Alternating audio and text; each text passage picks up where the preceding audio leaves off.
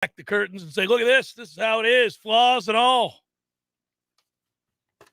I should have known something, I would say bad's going to happen. Judging by our listenership and those on the message boards on warchant.com and those who watch our videos, Tom, you did one today with Ira and Corey to address the news of the day. Now, we'll go out to practice after the show today, be out there as they get underway. Last practice before the Saturday scrimmage.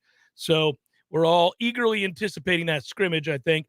Again, this is an intriguing spring where there's a lot of position battles and a lot of competition and a lot of eyes on the product. So I'll be curious to find out who fares well in that scrimmage. Again, we're not allowed to watch it, so this will be an important practice too.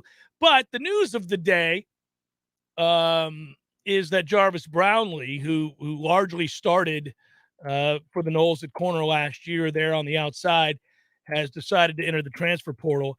This is not earth-shattering news. This is not earth-shattering news. This is not something where you're going to go, what? Not Brownlee? No, you're not going to do that. But you might be all right to say, damn, I prefer the depth he provides if he were here.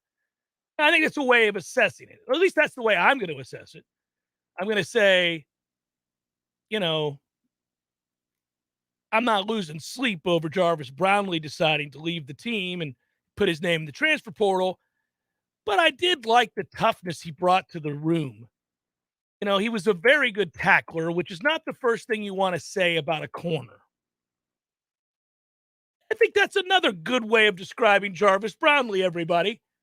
When I say, what do you think of the corner? What do you think of the defensive back, Jarvis Brownlee? And you say, oh, come up and run support. That might tell you all you need to know about Jarvis Brownlee when it comes to covering wide receivers. So that's what, he was that. He was a physical corner. He was a run stopper who struggled to cover Tom. So there's that. Okay. There's no shame in that. Yeah, he still got the quicks. So it was an exercise in stark and really varied skills for the position. He was really good at an aspect of the position that most corners aren't. But the part that we really rely on, he was not so good at. The actual covering of people, he struggled with. The tackling of people, he really excelled in. So there's that. I think his physicality is something that, again, the room every room, but especially a defensive backfield could use.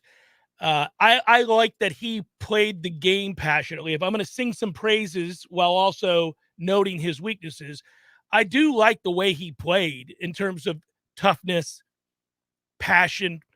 I already mentioned he was physical. I mean, he clearly cared. He's not a guy. So for those that don't know this, let's just get this out there. That room, the secondary room, which has a million guys and a lot of candidates certainly to replace him. And I think somebody was going to beat him out anyhow. But that room has been kind of a problem child of all the rooms on the team. It's like that segment group constantly in the news, if you will, rather under the radar because it's not a very public vetting, but was constantly talked about in something less than glowing terms. And it wasn't just because the first half of the season we bore witness to wide open dudes running down the field on the regular. It was because there were rumors, lots of rumors about guys who may or may not been high when they came to meetings, if they came to meetings at all. So those kinds of rumors aren't the rumors you want applied to any segment group on your team. But it was to that one. And that it was an issue for them trying to get guys in check in that room. Why do I bring that up? I bring it up because, listen, man, where there's smoke, there's fire. And we saw this kind of play out over the course of all of last year. If you had said, Jeff, which one of those guys do you think is the biggest problem in that segment group? I would not have said Brownlee, and I don't know that he was. I am saying that it kind of became obvious, and now it's really obvious, that at some point he was a malcontent, not happy, and he's decided to leave because of it. Whatever, wish him well. I don't spend a lot of time on this. I know that all the athletes, they love to go to their social media accounts and give you some long, drawn-out, long-winded, this was Jesus's plan nonsense about why they're going to transfer or whatever there is they're going to do. Nobody cares. Just take it on down the damn road. Just say, thanks, it was fun. Peace. Nobody cares. You're not important. You're not. You're just another guy that plays on the team. Now, as a human being in somebody's life, you're important. You're somebody's son. You're somebody's whatever. But to the rest of us, look, man, whatever. You're not. It's not like we just lost Jordan Travis or we just lost an essential piece to this football team. We lost a guy who was a dude. He was just a dude on a team that went 5-7 last year. You're not that vital. I don't need a long Instagram post or anything else about why it is you're going to go and transfer to Jackson State or whatever. I don't, I don't care. I don't care. Everybody does it too. From the best player to the guy that never even got into a game. Please respect my decision. Nobody cares. Nobody cares.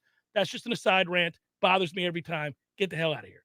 Now, unless they're incoming. Now, if they're an incoming player, looks like a great young man. Looks like a great young man. Has character. Finished things up at his previous institution with class. Did it the right way. Oh, man. Very mature for his years. It's just an annoying trait of the modern world. It's that kids grew up with a camera on them incessantly, so they think that that is valued in some way, that their presence on a social media site is something that anybody cares about over the age of 18. We don't. I certainly don't. And I don't need a long-winded, after many, many nights of thinking deeply about God's plan for where it is I should play football next, I've decided that Jesus wants me in Mobile. Nobody cares. And that's stupid. So I just thought I'd point that out. It bothers me. It's not specific to Jarvis Brownlee. You're in 2002 form today, not 2022 form. It's just stupid. It bothers me to no end every time. I mean, it's a novel. I'm transferring. Deuces. Good. Yeah, hashtag deuces. That's it. I would have loved that. Bravo. Thanks. That's about as much time as I want to spend on your news about transferring. Deuces. It's fair to say, though, that it's not insignificant while it's also not crippling, right? I mean, that's what this is. It's not insignificant. He would have played. I think he would have played. Most certainly. Of course he would have played. He'd been part of the rotation. Yeah. He would have been part of the rotation. Yeah. A rotation that helped us go 5-7 a year ago. I don't know. Again, what's interesting, though, is you liked him a hell of a lot more than you like 7. Oh, and you talked him up a lot more than 7. So, I mean, is it just because you've seen what Amarian is and what maybe some of these other guys better can players be? Waiting in the wing. And Amarian started at the end of the year anyway. Yes, I mean, the coaching staff saw it. But and he was a better player. And we got better players waiting in the wing. That's okay. I don't have anything against Jarvis Brownlee. And Timmy, I don't have to be an old man. I am. But you could be 20 and you shouldn't care about a long-winded Instagram post about a transfer. It's stupid. So it's irrelevant. I wish, Ryan. Woo! I wish. All right, that's a big hand. Jason, you get the praise that starts the day, and for the right reasons. You gave us money. Thanks for that. We appreciate you, brother. Woo! He writes, "Go Noles, keep up the good work, gents. Thanks for keeping the South Carolina contingent in the loop." Yeah. So happy to do so. We wish Jarvis Brownlee well. Is there anything more we can do to keep the South Carolina folks in the loop? We will be happy to do so, Jason. Kowtow. Yeah, most people that responded to the news had some scenario by which they acknowledged Brownlee's career solely as it pertains to Jacksonville State's 59-yard touchdown. That was the direct response was, well, great. I don't have to see the living embodiment of the worst loss in Florida State history every Saturday. No, there were others on the field that are still here. I'm just saying those were the people's responses. Yeah, That's not me. I didn't think that, but others brought it up and would never forgive it and never will forgive it. Yeah, where I'm with you is if you don't want to be here, then Go. Please. Yesterday. You don't need to worry about, stringing it out and maybe he shows up for this practice, that practice. Just go. Just go. Please. But I thought he had more coverage potential than his segment mate Jarion did last year. I don't think so either if one there of them was were going to start development this year. Well, the other outside job is open for it's up for grabs. It's up for grabs. It is. It's up for grabs. But he would have been the leader in the clubhouse. Yeah. Had he, shown up. Yeah. So I think the best way, again, to state it is that he had some attributes that we'll miss. I think, listen, one thing I will say, this is a compliment to Jarvis Brownlee, despite the diatribe that I just had about posting and all that. Here's a compliment to Jarvis Brownlee. He was a football player. Yeah. He was a football player. You didn't have to worry about effort when he was out there. No. That's what I mean. I will give him that. I can't say that all the time about every guy that's come through here the last several years. Yeah, people who will be starting this year. Yeah, it's very frustrating. That stuff is like, hey, look, I don't, as somebody who loves the game, played the game a little bit, cares about certain aspects of the game, especially ones that he, I think that fit him. When I say you're a football player, that's a compliment. And he was a football player.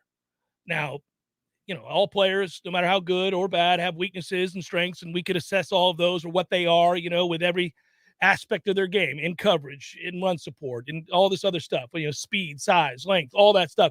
He was lacking in some areas. Obviously, he struggled in coverage. So from that standpoint, we're not gonna miss him all that much. From the standpoint of caring to be there, working hard, coming up and hitting you and all that stuff. Yeah, man. Yeah. We'll miss that. I just think there are candidates that will also do that and will play like that and are tough.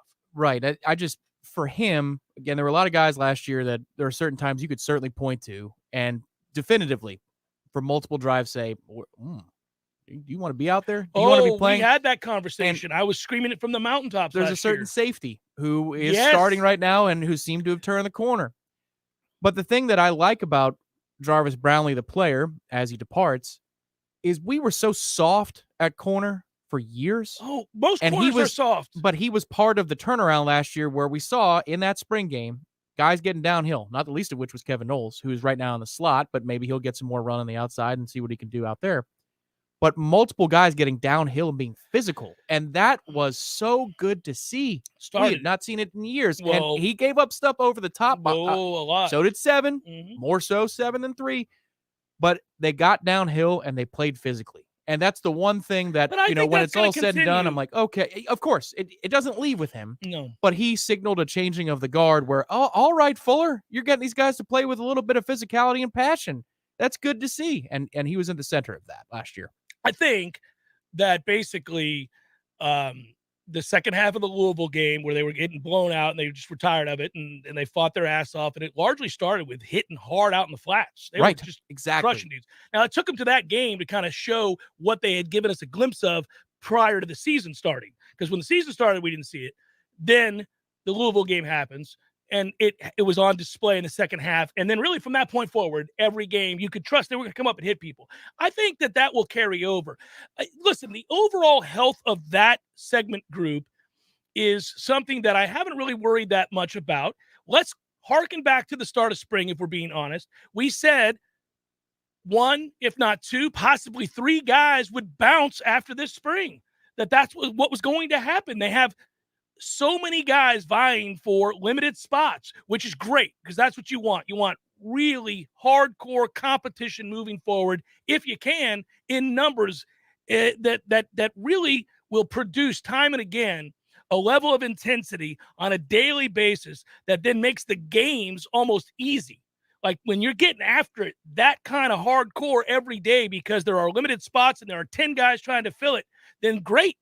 And I think that at the end of the day, We knew a couple guys were going to leave. We couldn't predict which ones those were. We presumed it would be whoever lost the job, whoever didn't win the job and didn't really see a path to winning the job anytime soon, that they would be the ones who decided to transfer. But in truth, I just look at this as the byproduct of the depth at the position. And look, he was going to have to fight some guys off. I don't know. We think he probably would have won the job. He certainly would have been in the rotation. But we don't know that he'd have been the starter. I mean, this whole thing has been about elevating the level of competition, detoxifying the room, and getting things right in that secondary. What sucks to me, though, is, and Greedy Vance is a similar type player to Jarvis Brownlee. I'm seeing him mentioned in the chat. What I've seen so far is if he can't get his hands on you at the line, there's a problem. But it could be development in the scheme and techniques that he's being taught. But what would have been cool if you could just play fantasy football for a minute is if you had Jarvis Brownlee rotating in the slot and being around the line of scrimmage, that could have been a help to the team. That's no longer going to happen. No big deal. This morning, really quickly, Tom, let's reveal the conversation we had. I was in the car, dropped my boys off at school, was driving home. We were talking about the news that Jarvis Brownlee has decided to enter his name into the transfer portal. And I said, what to you? Well, I'll tell everybody what I said. I said, if in fact Florida State is moving to a place where we want them to be, where they're playing the kind of football we want them to play, Jarvis Brownlee's not part of that answer. Oh, yeah, of where we're trying to go? Yeah, he's not. Players – Thomas and McCall are those guys. Right. Those are the types of players. Right. So this just kind of expedites that. Ultimately, if you're trying to get to a certain place that we're not at, not even close to being at, then what you're talking about is, next year's team wasn't going to be elite anyhow. Next year's team was going to be, we hope, an 8-win team at best. I think at best, 7-5, 8-4, something like that is what we're probably thinking. It's a tough schedule. You play veteran quarterbacks throughout, up and down the schedule. You got the LSU game to go along with the Florida game. You got a lot of problems there. So by the time they get to that spot where we're talking about a 10-win season, possibly winning the Atlantic, competing to win the conference championship and all of that, Brownlee was never going to be part of that. And the kind of player, the caliber of player or lack thereof that he is, can't be part of that because that's not good enough. Yeah, that's fair. And I think the deadline would have been, and listen, I have no inside knowledge on this stuff, but I wonder if he wasn't nudged a little harder out the door since he didn't make practice on Tuesday. He still got to acclimate, right? So he would have had to have been in shorts if he showed up on Tuesday.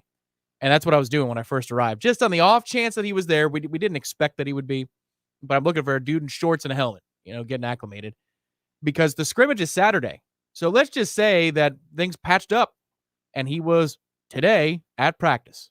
Well, he wouldn't be able to participate in the scrimmage. It's already too far gone. You're way too far gone. The guy I'll be interested to hear your opinion on after we go over there today is Renardo Green. Yeah, he was already, I was at all the practices before spring break, so I haven't missed much.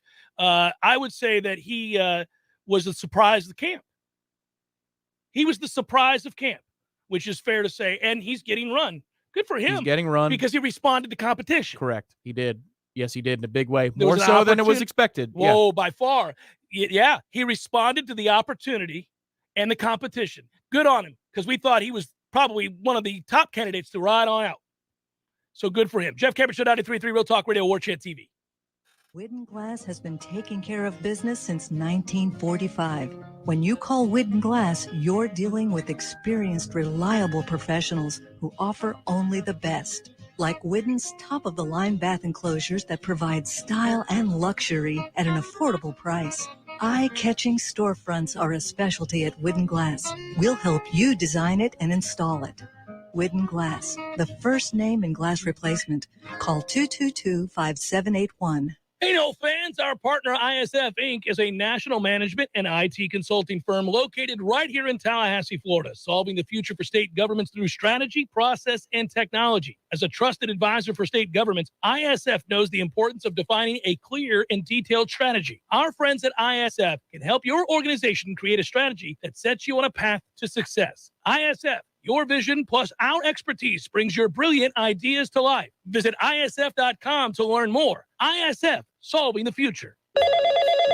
Thank you for calling the Medicare Help Desk. How can we help you? Can you help me choose the right coverage for myself and my wife? We sure can. We can help you choose from Medicare supplements, Medicare Advantage, or standalone prescription drug plans from over 30 different insurance carriers. How much does it cost? We have a fixed income and can't afford extra expenses. At the Medicare Help Desk, the consultation is completely free. We are here to help. Thank you, Medicare Help Desk. Hi, this is Justin Colvin, founder of the Medicare Help Desk. In my 17 years of experience, I routinely speak to seniors who are overwhelmed by the multitude of coverage options available to them. That's why I created the Medicare Help Desk, a place for you to get clear answers to all your questions and make sense of all the confusion. I've helped thousands of clients, and I live right here in Tallahassee with my family. I am active in my church and wish to help and serve my community. If you need help navigating the Medicare landscape, I'm easy to find. Just visit the MedicareHelpDesk.com. That's the MedicareHelpDesk.com.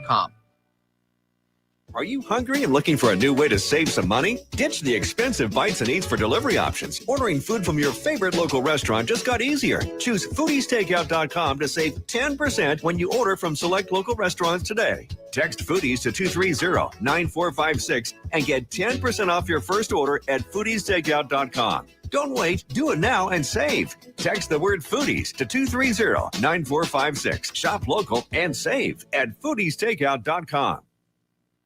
Give your business a facelift with a modern, consistent, creative brand overhaul from Curiosity Marketing Group. These days, it's not enough for your business just to have a standard website or a Google listing to reach your customers. Your business needs to stand out with eye-popping branding, modern web development, and strong marketing. And it takes a team to pull it all together. Words and websites matter. At Curiosity, we make the most of yours. Find out more at curiositymg.com. I used to fight almost on a daily basis working on my business website. I'm a pretty smart guy, but I could never get it to function the way I needed it to, and I was losing customers because of it. That's when I called Curiosity Marketing. They listened, they understood, we collaborated, and in the end, they delivered beyond my highest expectations. Now, I can barely keep up with the work. They say the future belongs to the curious, and now I'm excited about the future of my business. Find out more at curiositymg.com. We all want more energy, more strength, more results. Well, welcome to Orange Theory Fitness as you take a step towards feeling more alive today. Backed by science, Orange Theory's heart rate monitored workout is scientifically designed to keep heart rates in a target zone, spiking metabolism and increasing energy. Orange Theory Fitness is a one-of-a-kind group personal training workout resulting in more energy, visible toning, and extra calorie burn for up to 36 hours. Experience a more vibrant life today with Orange Theory Fitness. To find out more, go to orangetheoryfitness.com.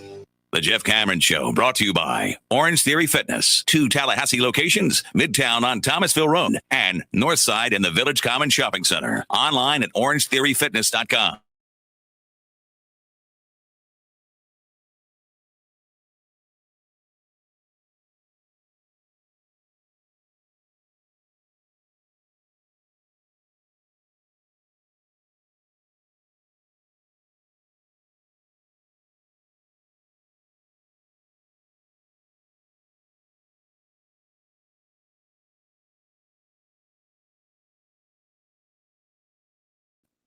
Again, I was kind of, quoting the consensus message board poster or Twitter guy or whatever it is that about Brownlee, was that they just think about the Jacksonville State game. But in truth, we've always blamed the Adam Fuller for that. Rightfully, we blame the defensive coordinator for that catastrophic decision to be in single coverage. Much like Lovie Smith against the Rams. I don't care how we got there. Do we deserve to be tied? No, but that doesn't mean you got to send 7. What are we doing? The thought of the thought of that play kind of occupied my brain the entire break. Not the Bucs game. Right, the J-State. Well, if it happens again, it's on Mike, right? Because Mike has to be fully alert in all situations for the rest of time, as long as Adam Fuller is his defensive coordinator. Wait a minute. Something could go wrong here. Let me make sure I switch over to the defensive channel and hear the call. You can hear all of those calls no matter what. You hear everything that is said on a headset. The headset is an amazing thing. Guys that have no say or participation or opinion that is valued on game day also have those headsets on, quality control, all this stuff, right? So they get to hear, they've got the greatest job in the world. They get to hear every coach that is weighing in on every decision and every message being delivered in whatever manner in which it's being delivered. And it is fantastic. It's the greatest thing you'll ever hear.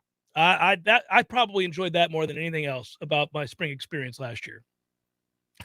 I'd watch every game, every single snap, every single play with the intensity of 1,000 suns if I had that headset on for the entirety of a football game in season. It's just the best. And it's not unlike the military, and that there are things you can't laugh at unless you risk the wrath of a drill sergeant. He says something hilarious to somebody else and you can't help yourself from buckling over with laughter, which just means push-ups ensue. I would constantly have to be turning mine off. I would have to constantly lift the mic because of the manner in which things were expressed after a successful or unsuccessful play. Because I think the guys, and this is just a general observation, I think the guys that do it best are not filled with emotion after every play. You can't be. There are a lot of plays. Some of them are going to work. Some of them aren't. Other guys are on scholarship too. The other coaches are paid too, handsomely, I might add. So, the give and the take of a game, you can't live and die with the play. But there are certain plays, and everybody knows them in the crux of a drive, in the midst of a drive, a quarter, a game, a series, that are really important. That 2nd and 8 play to get you to 3rd and 3 is really important. And when you call the right one and somebody is human and they drop the pass that hits them in the hands for the route that you called that left them wide open, that would have possibly either converted to a first down or, worst case scenario, tackled on sight, 3rd and 2, it's hard not to say some things that not bear repeating. It's hard not to express yourself in a way that maybe if you had time to reflect, you would feel bad about, because the descriptor of the individual who dropped said pass is probably less than flattering. Yeah, sorry. Why was it a drop ball? Why does it have to be a drop? What do you mean? Oh, I'm just saying you have a propensity. You're already a quick trigger for catch the damn ball. So it was kind of a callback to that. Yeah. It would never be a missed throw. It would always be a drop pass.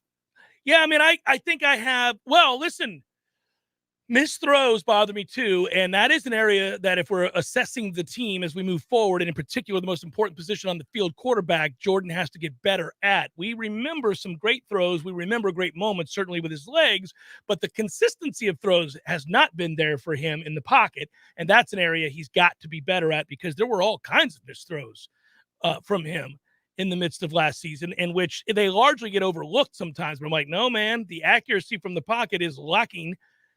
It's not that it can't get better or that he doesn't have it in him. That's a different conversation, because if he didn't, then we should have moved on, and I would have been expressing that.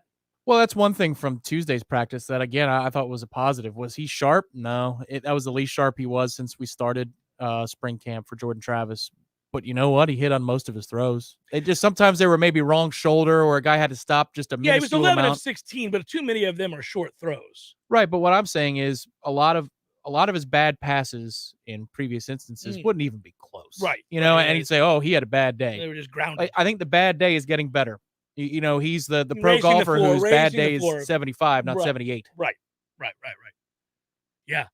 Well, on the tour, he's a bad day is a 74 as opposed to 76 or something. Right. You're out there throwing up 78. That card's gone pretty soon. Yeah, man. I hope that's really something that we can just count on as we enter the fall. Today will be an interesting day. He's got to have a bounce back day. You give all the guys a bit of a break after the time off. Well, and I was wondering if there would be an extra drill sergeant element to the day, because it's the first time back after break. And you saw a little bit of that. But what's interesting, and what I hope for, is since it's been soggy out, and I think it's supposed to rain again this afternoon, if we get into the IPF, Just a word of recommendation. Get by those video boards so that you can see multiple things. Because then you could look at what Jordan was looking at in skelly drills or 11 on 11s. It's not something that we can necessarily repeat. Right. But when you offer context of what kind of day he had, it's much better, much easier to see. Oh, he missed a read there. I love those video boards. I was looking at those the last time we were over there. Yep. Yeah, it's great. Wish my eyes were better. I would see him even more. Go get you. I know. Go get you some contacts, Tom. Go Got get you checked out. Go see my guy. They do a good job over there. And I'm telling you, I didn't think I could do it, but I can do it. You can too, Tom. I'll serve as inspiration. With the contacts? No. You can. You can do it. You can do it. If I can do it, and I swore I couldn't, then you surely can. So the wife I had the fluttering eye. It was terrible. Was she had never seen the original Blade Runner start to finish. Oh, it's a fantastic film. There's a lot of eye stuff in that movie. Yeah, it's a tough thing. And that's how I know. I'm like, nope, I haven't grown up still. You nope, could do it. You can't could do it. Yeah, can't do it. You could do it. It's Jeff Cameron Show, 93.3 Real Talk Radio and Warchant TV. Your local news now. During a workshop focused on the Leon County Detention Facility's population, county commissioners unanimously voted to hire new pretrial officers and fund a consultant-performed study of the capacity and space of the building. Commissioners also directed staff to work with the Florida Association of Counties to look at its statewide policy that would put a limit on the amount of time a person charged with a felony can be detained in county jail. Leon County's numbers show a decrease in overall crime, but an increase in violent crime, leading to an uptick in the jail population. Gadsden County High School named Victor Winters as the Jaguars' newest head football coach on Wednesday. Winters has been an assistant coach in both Alabama and Florida since 2012. This is his first head coaching job. He also worked with former Jaguar head coach Corey Fuller as defensive coordinator since 2016 with breaks in between. If you'd like to meet the new head coach, he will be formally introduced tonight at 6 p.m. in the Gadsden County High School cafeteria. This is Rachel Lene with Real Talk 93.3 Local News Update, brought to you by Macklemore Systems, Tallahassee's go-to Mac store. Check them out online at MacklemoreSystems.com. This is meteorologist Paul Trombley with your Real Talk 93.3 weather update. Scattered thunderstorms likely this afternoon. Otherwise, cloudy skies expected. Highs around 63. Northwesterly winds 5 to 10 miles per hour. Clear skies and quiet tonight. Slight chance for scattered rain showers. Lows level off around 49. High temperatures reach up to 70 tomorrow. Mainly sunny skies and calm. This report is brought to you by the Lawn Johns. For all your landscaping and lawn care needs, visit thelawnjohns.com. Right now, 62. It's time for the Sunblessed Gardens Spring Open House, featuring 10 acres of greenhouses to explore, plus local food trucks, craft vendors, and fun activities for the kids like our exciting plant-themed scavenger hunt with prizes. It's all happening Saturday from 9 a.m. to 3 p.m. and Sunday from 10 a.m. to 2 p.m. at the Sunblessed Gardens in Crawfordville, only open to the public a few times a year. Come explore an endless sea of plants to view and purchase at amazing prices and fun for the whole family. It's the Sunblessed Gardens Spring Open House happening this weekend in Crawfordville. We'll see you there. Well. Hey, Jeff, look at this place. Yeah.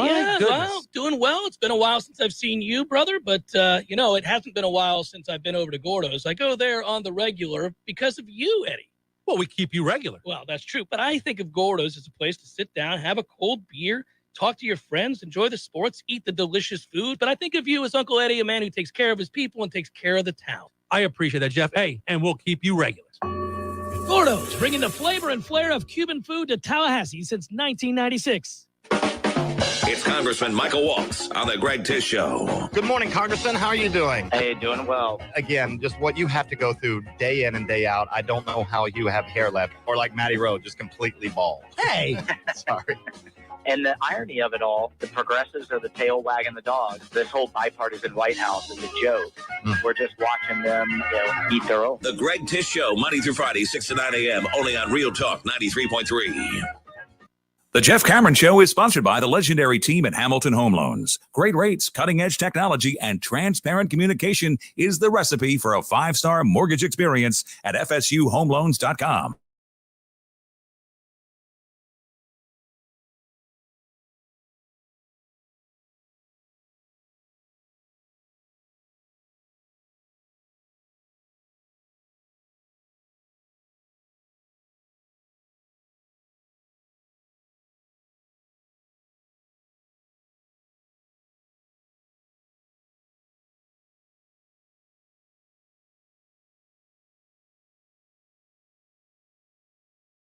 Athletes on down to you and me and anybody who wants to experience a day filled with more energy and certainly a better level of fitness. Go to orangetheoryfitness.com to learn more. 2 locations in Tallahassee, 1 in Midtown, 1 on the north side out there by Clarence. So good to go there. Looking forward to practice today. Really funny side note here. You know how careful teams are to never reveal to their fans that they're rebuilding, even when the evidence is overwhelming that they're rebuilding. They won't say it because they want you to buy tickets. So every year I get to see this because the Pirates are on the list of teams who don't spend any money on their payroll. This year, one of the bottom 3 teams in payroll. It's us. Aaron Rodgers is making more, I think. Yeah. Oh, well, you might be making more than what the Pirates spend on their roster. And so, I have to hear the creative ways in which their owner, Robert Nutting, who, if we're lucky, will die in a fiery car crash today, tells the fans that, it's all part of a larger plan. That plan, of course, is to bend them over again this year and next and the year after, but he doesn't reveal that part of it. He just references the plan, the ongoing plan to screw everybody. So it is that frustrates me, but I do love the lengths to which teams go to deny that they're in the midst of a rebuild. And I read from today's Atlanta Journal-Constitution, which over coffee I had to snicker just a little bit. And I do. Schadenfreude's fun. You can't help it. They're in our division, and I like to do the exercise at the beginning of the summer or as we go into the summer months and build towards the season. Who do I think is going to be the surprise team? We like to do this on the show sometimes. The quest for 8-8 well, used to be a thing. 8-8. Yeah, it used to be 8-8. Now it's 9-8. But we would do the thing like, who's the team that was just so god awful a year ago, but we think, they got a little something working there. They're on the come up. They're leveling up soon. They're doing some things. And then there's a team that maybe was pretty good, slightly above average, that we think about to fall off a cliff. Everybody, get ready. They don't know it yet, but their time is nigh. They need to rebuild through the draft, free agency, whatever it might be. And so I do that. And this morning I was thinking, who do I think the best team in football is and who do I think the worst team in football is? And then the more I thought about it, the more I thought the Atlanta Falcons will be the worst team in football this year. Worse than Houston? So it's a 2-horse race. It's tough. It's tough. Jacksonville spent a lot of money. I don't know if that makes them any better. Atlanta's a strong candidate to be the worst team in football. They really are. Yeah. Jacksonville has a better quarterback, I would think, right? Wouldn't you say that Lawrence is a better quarterback? He wasn't good last year, but he didn't have a chance to be good last year. Right. I think the upside for him is better. Yes. Have you read the articles on, there was one specific one on The Athletic about Urban Meyer. Yeah, well, big surprise, everybody. We're writing that Urban Meyer's a bad guy. We could have told you that when he was at Utah, and did. He didn't know who Aaron Donald was. No, I know. That he was annoyed by why he kept hearing the name and why they were who's 99 for the Rams. Yeah, and why do we need to worry about him? Yeah. Oh my. I don't know. Maybe that's true. Maybe it's not. Certainly he never gets the benefit of the doubt. He doesn't earn that. But I don't know.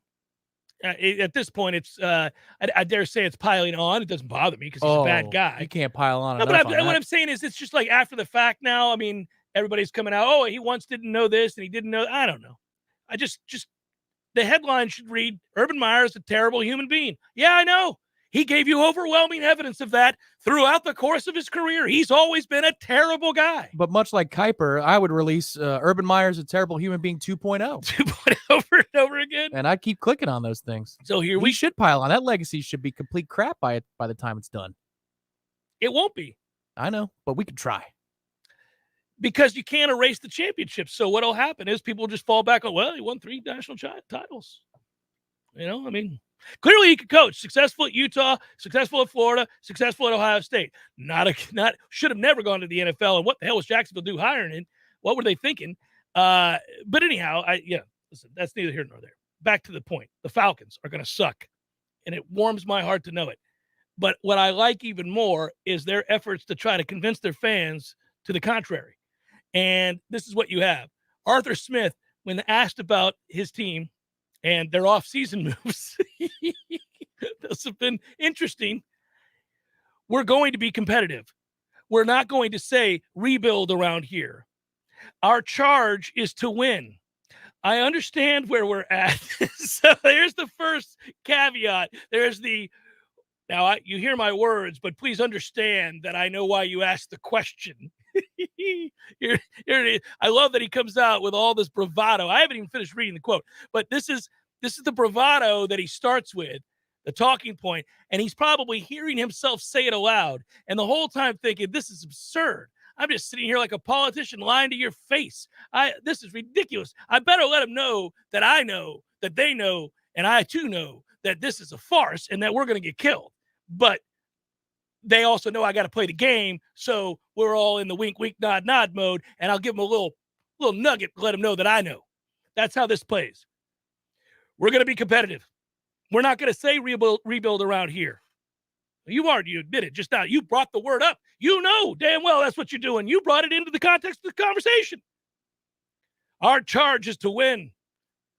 He uses charge like we're about to be, we're on the onset of the American Revolution. Our charge is to win. I understand where we're at. Another reference to the knowledge that they suck. You're constantly rebuilding in the NFL, though. I understand what you're talking about, but our charge is to win. Every other sentence. Yes, we're rebuilding, but we're not rebuilding. We have a responsibility to win games. Despite this sorry-ass roster that has you asking me questions about rebuilding, everybody's rebuilding all the time, right? That's him. Please remember, everybody, that, when we built this stadium, we charged $2 for concession items. So keep on coming out. We did the right thing by you. Ignore the seat license fees that were crazy, and remember the concessions. We hate the word rebuild. We just signed Casey Hayward.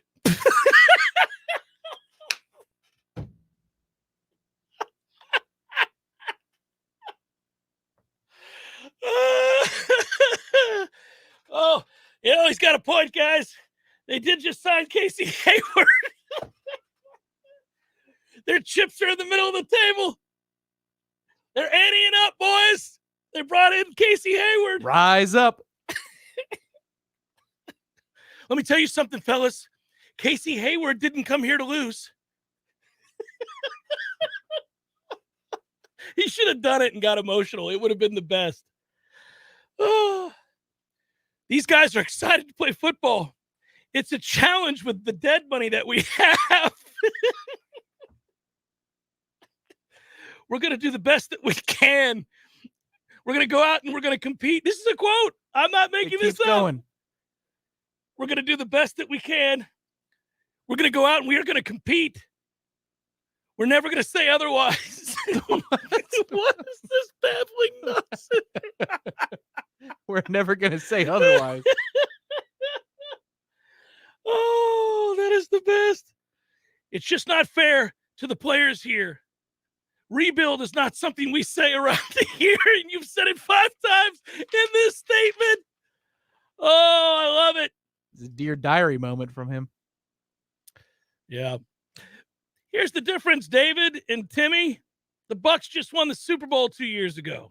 It's Jeff Cameron Show, 93.3 Real Talk Radio and Warchant TV. Highway 27 Grill and Barbecue just north of Havana have become your destination for the best food either side of the state line. But what if you want fresh seafood? Say no more. Kenny and the crew have got you covered with seafood so fresh, the only way you'll get it fresher is if you grow a set of gills. Highway 27 Grill and Barbecue, 1 mile north of the last light in Havana. Highway 27 Grill and Barbecue, open 7 days a week.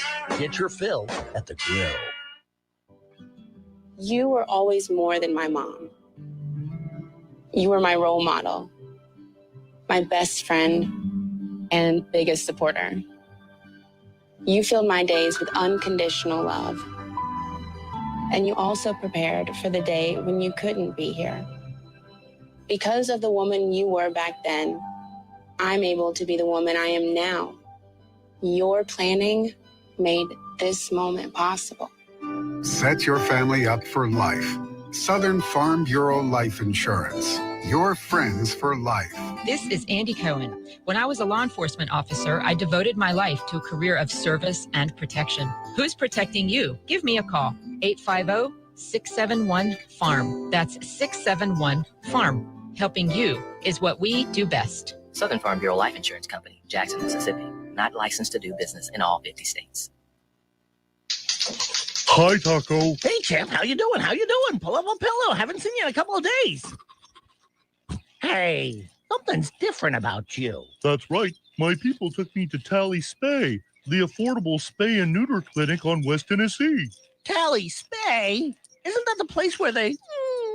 Yeah, they're a low-cost, high-volume spay-neuter clinic. So you're saying you've had some work done? I did. You'd think I'd be depressed, but truth is, I don't even miss them. If anything, I feel more calm. I don't feel like I have to run around looking for company, and my people can leave me alone with the couch cushions. Hey, I can stop anytime I want.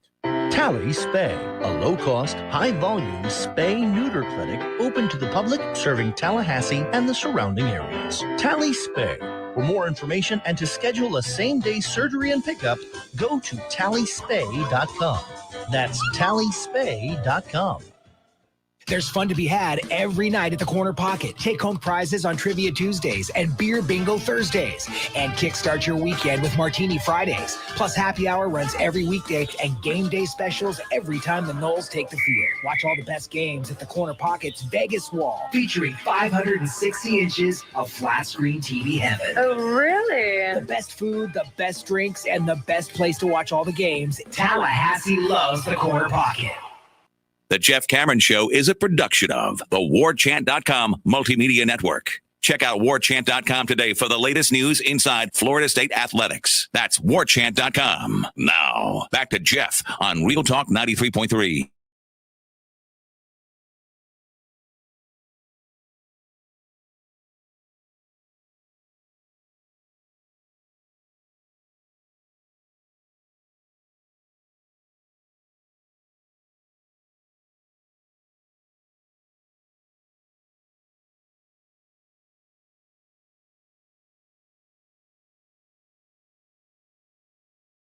And you best win the Super Bowl. We did. Yes, all teams do, in fact, have to rebuild. Hopefully you're doing it after, you win the Super Bowl, which they did. Listen, we've never been up 28-3 in a Super Bowl. So That's you know true. what? We should shut up about these things. Also, year 2 turns out you win a division and a playoff game, and then you get beat by the Rams. I mean, it's okay, good. They went on to win the Super Bowl. And it was disappointing. They also anteed up and won. They did what they were supposed to do when they anteed up. The guy that's got to be the most frustrated, if we're using this talking point, Aaron Rodgers, steady losing at home. Steady losing at home in the playoffs after MVP seasons. He was somewhat of an underdog when he won his Super Bowl, too. He was a star on the rise. People knew who he was. Well, he was a great player. There were more established players that were still in their primes. And Yeah. so Aaron was like a secondary cast member who people who really watch football a lot were like, well, that's the guy.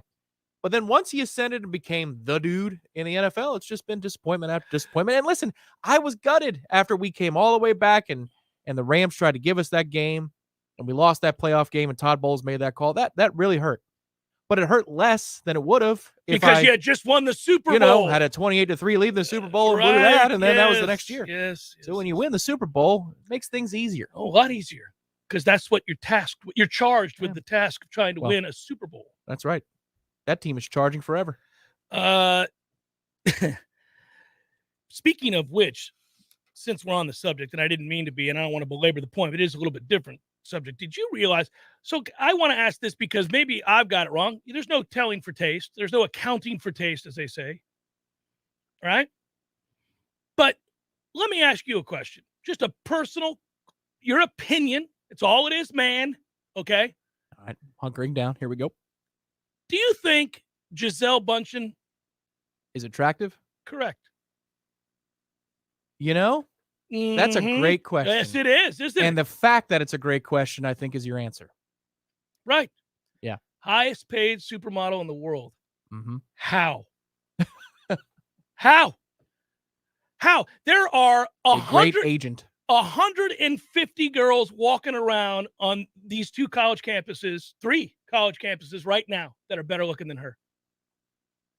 So what's going on here? Well, I mean, she's old now, though, man. Hey, give me Gisele in her prime. No chance. Right. Not. I'm telling you. Yeah, I'd say but again, because it's like not saying just about. It's like saying a football player's not any good. Well, of course they are, especially an NFL player. Right. Of course, Yeah, Savvy it's all Piscatelli is relative, right. good. You know, he made it to the Bucks. You know, he made it to the it's NFL. Relative to the competition, right? Amongst the top 1% of that, he's not any good. Right. So I think that's where the Gisele discussion begins. No, she got a pretty face. Nobody's going to argue that. Pretty eyes, pretty face, whatever. She's up like 80 pounds. There's nothing to her. Well, all right. In addition to that, what? What about it? I don't get it. In the grand scheme of, and I'll indulge for a little longer. No. here. This is an opinion. Everybody's got an opinion. Listen, I don't care. I'm not objectifying women across the board. She's a supermodel. She's That's her supermodel. job. It's her job. That's what I'm saying. Like, I don't know. In the grand scheme of sports superstars and spouses, Elin, by far. Oh, not even close. Right, It's right, a landslide. right. A landslide. Yes. They don't even deserve. Gisele, Right, she should be paid Gisele money. If she wanted to be paid Gisele money, she shouldn't even walk in the same room as Elin. Get the hell up out of this room. But that's probably a big reason why Tom Brady is more than happy to take less money. It's winning. Oh, and, well, and she made balancing the $10 cap. million in 2018. Right. Why? What? Residuals Why? of something. Why? I don't know. I don't understand. It's all the old magazines that are still on the desk of your dentist office It's or nuts. wherever I've never that she's in. And she gets residuals on those like Seinfeld does on TV. The only reason I brought any of this up wasn't so much to take shots at Gisele. I don't know anything about her other than her occupation and that she's married to Tom Brady. I don't know if she's an awesome person, terrible person, somewhere in between. I don't care. It's not even about that. And it wasn't just to be superficial. It's just that is bizarre to me that she is and was at one time the top rated, highest grossing supermodel. It doesn't make any sense. Doesn't. It's stupefying. But Tom Brady made $121 million on and off the field. He has made, according to Forbes, $121 million since arriving in Tampa. Mm-hmm. $121 million. That Hertz deal doesn't pay nothing. Woo! That's actually a funny commercial. I'll give him It's that. not The bad. Subway ones are dumb, but the Hertz one where he's charging, I think that's smart. 120. That's crazy. Subway, Hertz. Let's go TB12 podcast. with Jim Gray. Yeah. You've heard those reads a million times because you I work have on to do Sirius. them. I have to do them. The Larry Fitzgerald promo where he goes, Yeah, join Tom Brady, me, and Jim Gray for Let's Go. It's like, and Jim Gray. And Jim Gray. I'm sure yeah. Jim hates that. Yeah. Larry did the right thing. Yeah. And Tom wasn't going to read that promo. Never. They sent it to him 10 times over in his inbox. He never got it because he didn't look at him. And he can't be bothered. Yeah, I have to read that whenever I do the golf show. And every time I read it, I'm always like, I don't know. I read that thing and I'm like, first of all, we could have done something better than call this Let's Go. We got it. That's also a very modern and overused and frustrating phrase to have to watch, read, hear, see. Oh, all the kids say it. Oh, the yelling Let's of go! let's go after Yeah, I know, every time you make the game's tied at 4, Jerry. Right. Can we what are we doing here? Yeah, when Mike Evans is mic'd up for the Bucks, he says it like 94 times. I hate it. But we should have a podcast around here. Let's climb. Right? Let's climb. $121 million. He's due another $51.2 million from the team between this year and 2025. Had $51 million more. So Gisele brings in $10 million for being whatever she is, and he's got to be like, keep your chump change. She usually out-earns him in the history of their relationship. Used to. Long time ago. Hour number 2, fourth company. Stay with.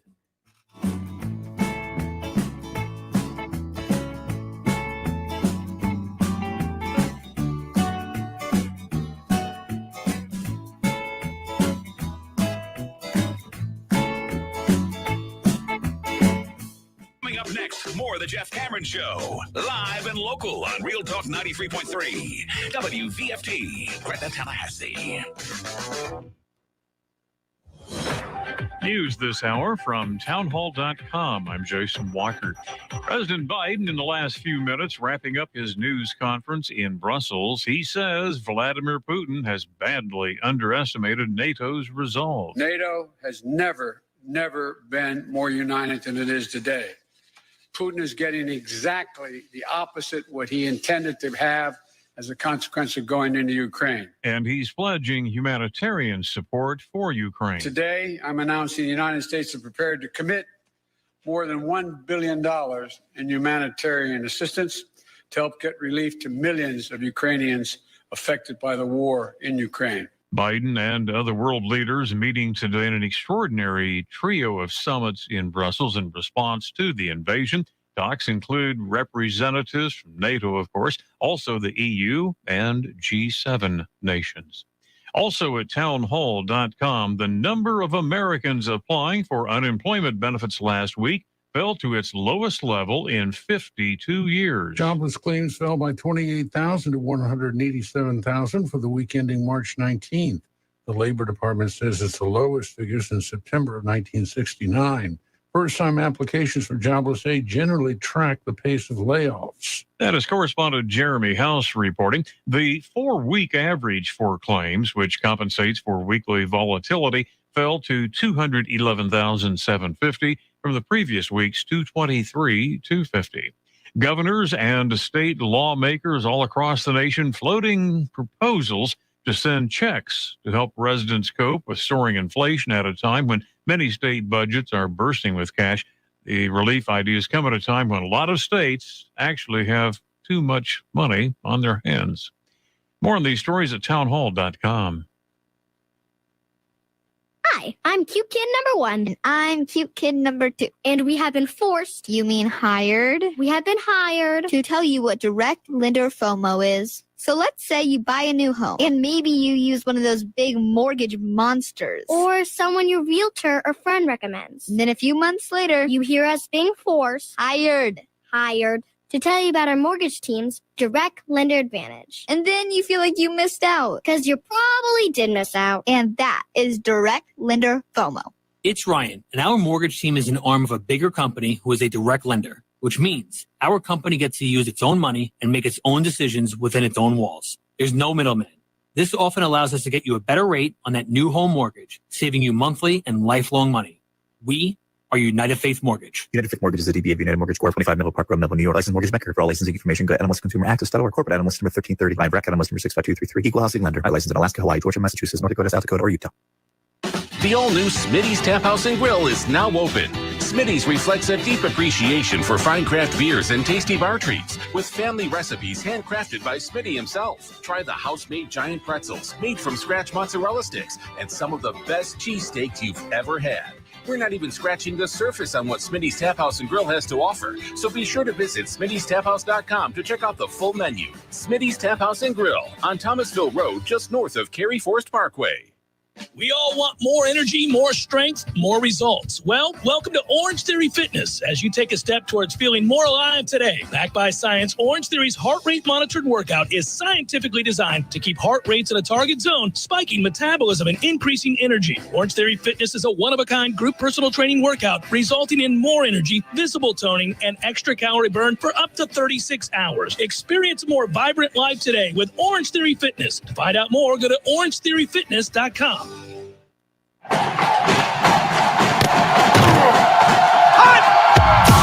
Broadcasting live from Florida's capital city, this is the Jeff Cameron Show, brought to you by Orange Theory Fitness on Real Talk 93.3. Now, stop what you're doing and listen closely. It's time for the Jeff Cameron Show in 5, 4, 3, 2, 1.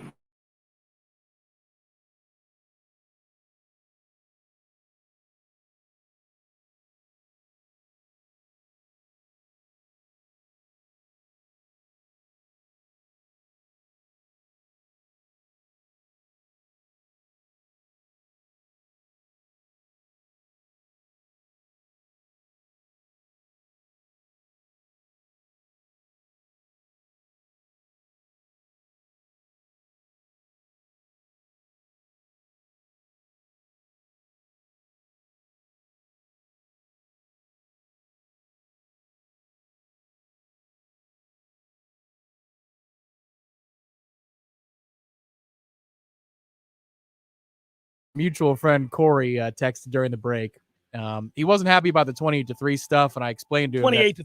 28-3. Yeah, it was a much bigger lead that they. Did I say blew. 20? I just said 8 really fast. Yeah, I think it wasn't 23.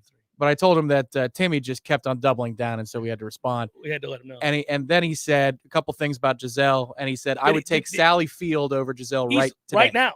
Right now. He's not wrong. He's usually wrong, but he is not wrong about this. Philly's just tied it up. How's that for karma? Unreal. I bring this up. Do it for Gisele, Phillies. 2-run dong. Right after I brought up a 2-0 Pirates. Dong.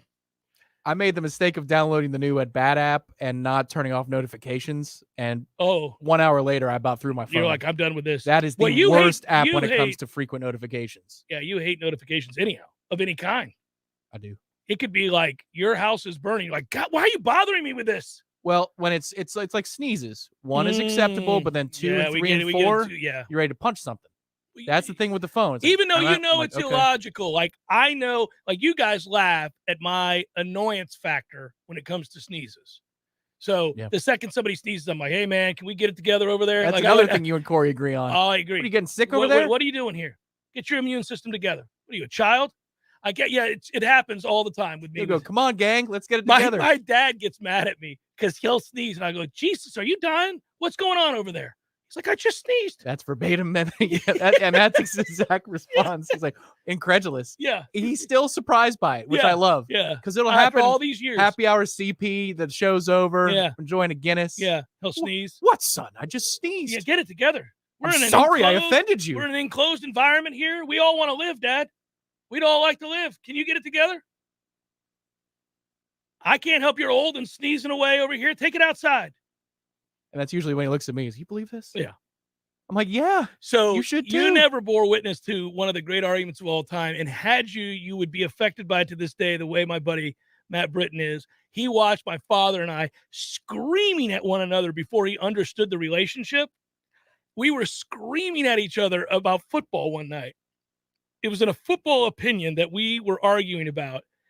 And he wouldn't, despite overwhelming evidence that I gave him, he would not come off his point because pride was kicking in and he couldn't be wrong. And I gave him overwhelming evidence, statistical data to tell him he was wrong.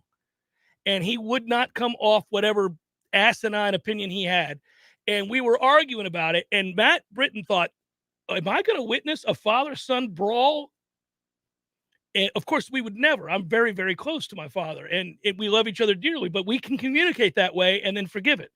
It's like 2 seconds later, I'll walk up to you. You want a beer, Dad? You need anything? Like that's kind of how we are. So I understood that better after the Oklahoma State trip because your dad, when it came to he wanted to leave the transportation to the event. Well, no, to and fro, both to and fro. And this is when I knew. I was cooking on the grill before we left to go to the Florida State, Oklahoma State game. I couldn't have been at fault for anything there. Yeah, not with you. It wasn't at you. Yeah. It was just about, hey, so how do we get to the event? Like, so there's a van service? Yeah, remember we walked to this bar and then great. the bar. Yeah, it was awesome. And he was basically Ben Stiller in Happy Gilmore when grandma's on the phone and he bashes on the window. Yeah. And he shows her the watch. Yeah. That's what he did on the window, almost identically. I know. And when I knew that this was just a function of his normal way routine, he is. Yeah. Christy looked at me and goes, "Oh, ignore him. Get a cab if you want to go." Yeah. If you're so if you're so concerned about it, leave. Leave. Get a cab. I've done it countless times. Because he's the guy in the commercial, the Progressive commercials, right? Like where you don't become your parents. Right. So he's the guy worried about time. If you've got I'll give you something right now. We flew to Seattle from Atlanta, just last week, right? And then I made my way to Montana. Anyhow, the point is, nowadays, it's ridiculous. You got to get to the airport 2 hours in advance because of security, because of the check. In case security takes that long. Yes, that's what it's for. It's nonsense. But anyhow, so my dad would be the type that would want to get there 3 hours early just to be on the safe side. No, man. I'm not getting to the airport for a 6 o'clock flight at 3 p.m. I'm not. The airport sucks. The airport sucks. And unless you're willing to buy me a $15 beer. Right. Or lots three of them. Lots of them. Yeah. The airport, and I don't care if you're in the best airport in the world. I've been to lots of great airports. They're still the airport. It's like being at a great mall. It's still a mall. Even the Sky I'm still Lounge. at the mall. Even the Sky Lounge, Yeah. which has free beverages. It's not like we don't need to be here. Those seats are not comfortable. Everything about the airport sucks. People everywhere, they largely suck. That's a problem. Nobody's considerate of one another. It's, by almost definition, everybody's kind of on edge anyhow because you're about to go in this metal tube across the country. It always seems a little shaky, even though the statistics tell you that it's safer than driving. You, in the back of your head, still say, I'm not in control. Right. I'm up in the air. If anything goes wrong here, we're dead. I'm sure I'm not the only one who looks at the bolts when they walk in to the plane. Like they look above the plane in the opening of the door, and you're like, all right, those bolts are secure. Oh, I look at every Does aspect. that look like yeah. flat to you? like you're an expert in flying. Right, Like, yeah. This seems a little off. That Can might we create double some check drag. this? What a chain reaction this is going to cause. Mhm. So it's funny because I hate it. I hate that. And he always is like, well, I mean, we should get going. We should get going. Florida State games. We should get going. Dad, they kick off at 7. It's noon. What do you want to do? Well, we should get over there. Parking can be difficult. We should get over there. Now, in his defense, on the other side of the What day, are we doing? On the other side of the day, that's the story, the oft-told one. With we're at the Oklahoma State bar, which those fans were less than friendly. My God. Yeah, they're pissed off. Think about it. They root for Oklahoma State. Yep. That's just perennially who That's they just are. what they are. Yeah. They see another team travel to their part of the country and Mike walk away Gundy happy. is their coach. You're Right. like, okay. Yeah. All right. And we were there after the game, and he said, all right, it's time to go. And he said, Dad, come on, hang around for one more. Okay. We weren't driving, so it Correct. wasn't like we were being irresponsible and he was Correct. trying to cut it off at the pass and say we should get going. It was None more of difficult. us are driving. It was more difficult for you because you were in Dallas, I think, because we were in Fort Worth, we were in Arlington. We're right next to the. You were right. Our place You was were next to it, but you closer. guys had to go somewhere. We had an extra 20 minutes, 30 exit, minutes, whatever it was. Yeah. And so he waited for the extra, and he was patient. I had to give him credit. I think he was tired. And he walked up and he said, okay, son, now it's time. And I ordered Let's go. another beer. And he said, come on, Dad, I got 3 more. And he goes, well, damn it, Jeff. and he just completely flipped. He completely flipped from, all right, son. I had already ordered them. All right, son. I had already ordered them. And I knew what was about to happen. Yeah. So it was kind of look over the top of my glasses, but Yeah, I you're don't want to like, make eye contact yeah, with yeah, anybody. Yeah. And You he didn't- walked off. He stormed off for about 3-4 minutes. He got it together though. He did. Oh, and he's the last person on earth that should be mad at me about having one more round with the fellas after a football game. Especially, again, none of us are driving. We're being completely responsible. So we can have another beer here, Dad. We came all the way to Dallas, Fort Worth for this game at Jerry's World. I mean, if we, God forbid, we stay till 11 p.m. So it was, that's kind of my response, which frustrated him. Is he coming for the spring game? I don't think so. Oh. He's not a big spring game guy. I think he might miss the Duquesne game as well. Oh, no. We'll see him in NOLA then. We'll see him in NOLA. He's like, yeah, I'll see you in NOLA. Well, I'll see you in the first real game. We were doing some spitballing on ideas for that weekend, and sports gambling is legal now in New Orleans. Yes, it is. You got the app. Like so heroes. we're either going to post up, I think, as a group, either at the sportsbook proper, because there is a counter now at the Harrah's, so you could place wagers at the counter at the Harrah's New Orleans now. Yes, Or you can do that. if though. it's not refined enough because it's brand new, they're brand new to the sports gambling game in New Orleans, then we're just going to find an awesome bar and then gamble on our phones. You know how fun that's going to be? Oh, that's Saturday? It's going to be awesome. Forget about it. Oh, we're going to have so much fun. Where are we at, everybody? Where are we at? You guys think we're going to win that game? Normally I come in here, give you my opinion, lay it out, say a little something about it. Where are we at? You guys think we're going to win that game? I don't. I don't think we're going to win that game. What's your confidence level, 1 to 10? He asks in March. Well, I mean, 5 is a coin flip game, so it's not confidence level that we're going to lose. It's just 5 is a coin five's flip. a coin flip game? Yep. 4. Oh, okay. The way you said that, it sounded like a 2. No, 4. So that's good. 4. They're in transition, you know. Hell, we hung around with Brian Kelly's Notre Dame last year. Yeah. That was a better team than this LSU team's going to be. I got LSU winning that game. I don't know. I'm curious where you guys are at with this. If you want to weigh in on the chat, you can. Timmy believes. Timmy There we go. believes. Rise up. Hey, listen.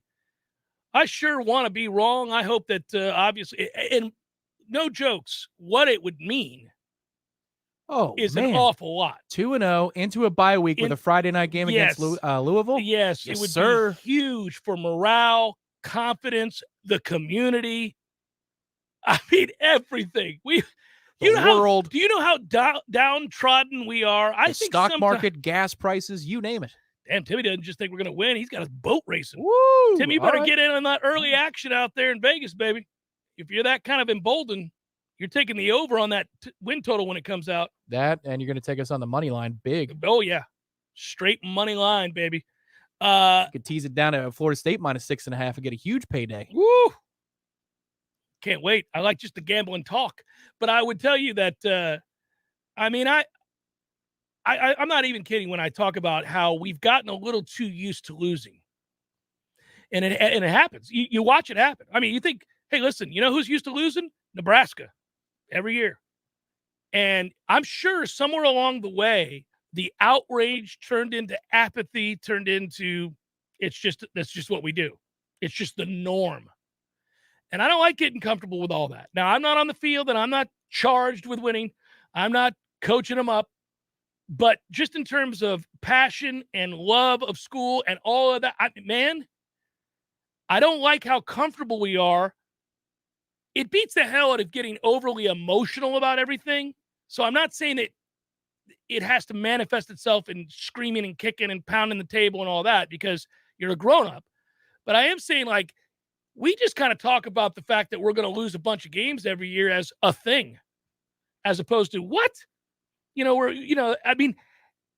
That really is upsetting me. It's upsetting me talking about it right now. I'm getting angry talking about this. This is ridiculous. That we are just kind of like, yeah, well, if we go 8-4, that'd be huge. Listen to that nonsense. It just sounds ridiculous. But it's attainable. You can do it. But I'm saying that is such a low bar. I get you got to walk before you can run, crawl before you can walk, however you want to say Reverse limbo. Yeah, I mean, I get it, but golly, it is so aggravating to think that we're aspiring, hoping, dreaming of perhaps going 8-4. God almighty. How the hell do we solve for that future, buddy? It's upsetting. Again, it's where we find ourselves. History tells you that everybody's had to go through this. Every prestigious program, every great program, some with far more cachet than we have had to go through this. Depending on the age of said school in the annals of football, they've likely not only gone through it, they've gone through it multiple times where they've had runs of a decade where they didn't perform well. I mean, Notre Dame, Alabama, all these teams have had long stretches where they were irrelevant. So we're not above that, and clearly we're going through it. It's just, whew. Yeah, in the last 20 years, how many good seasons have we had? 5? At least, 6. One of those was an undefeated national championship season. Well, but I'm saying helps this is also offset. Florida State for crying out loud. I know. Yeah, you had the lost decade at the end of Bobby's career where we were just meandering about in the wilderness. And then we make the change, and it takes Jimbo a little bit, but he gets it done. Then, obviously, unfortunately, his personal life falls off a cliff, and thus we're left adrift, rudderless. And, he stops recruiting. We're screwed. We make a bad hire. Willie sucks it up.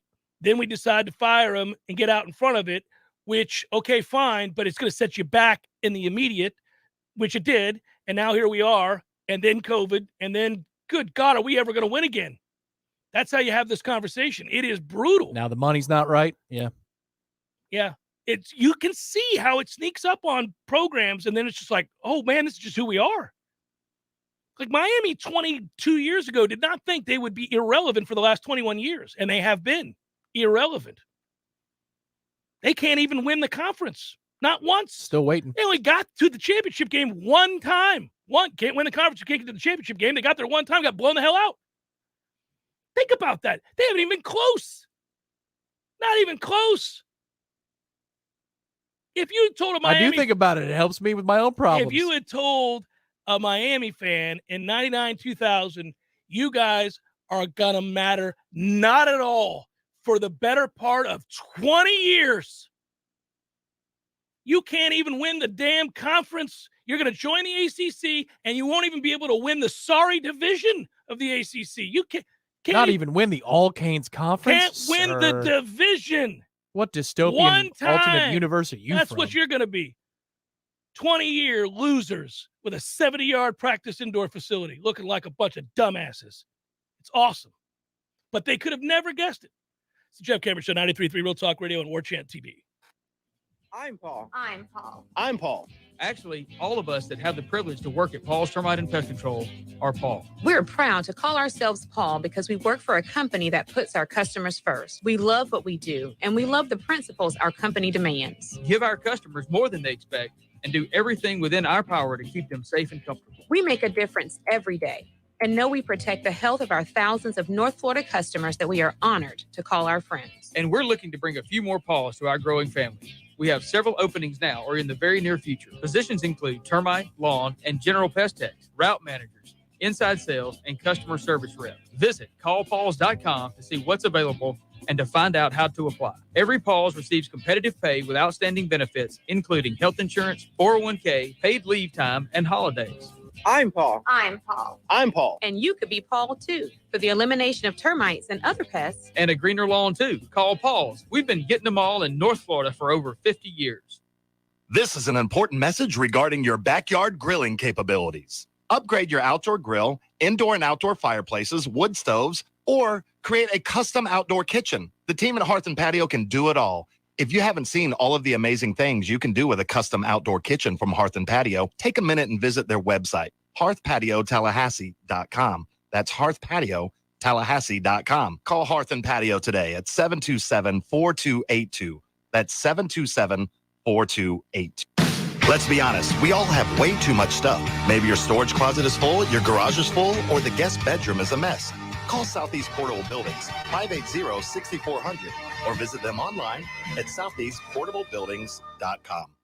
Refreshing and simple. 2 words you don't hear many people use to describe their experience going through the process of getting a home loan. That's what puts the Hamilton Home Loans experience in a category all their own. If you're buying or refinancing a home, Hamilton Home Loans will provide a personalized mortgage experience that is dedicated to making the process refreshingly simple. It all begins with an initial consultation with an experienced Hamilton Home Loans advisor to find out what your goals are in order to find the right mortgage to suit your specific needs. Then, your personal home loan advisor will take you through all the steps from application, underwriting, approval, and closing, all the way to the front steps of your new home. Once you've experienced the Hamilton Home Loan process, you can be a customer for life and never have to pay lender fees again. For first responders, nurses, physician assistants, teachers, active and retired military, ask about the Hamilton for Heroes program. Personalized attention with your needs put first. Now that's refreshingly simple. Find out more at hamiltonhomeloans.com. That's hamiltonhomeloans.com. Equal housing lender. NMLS number 200719.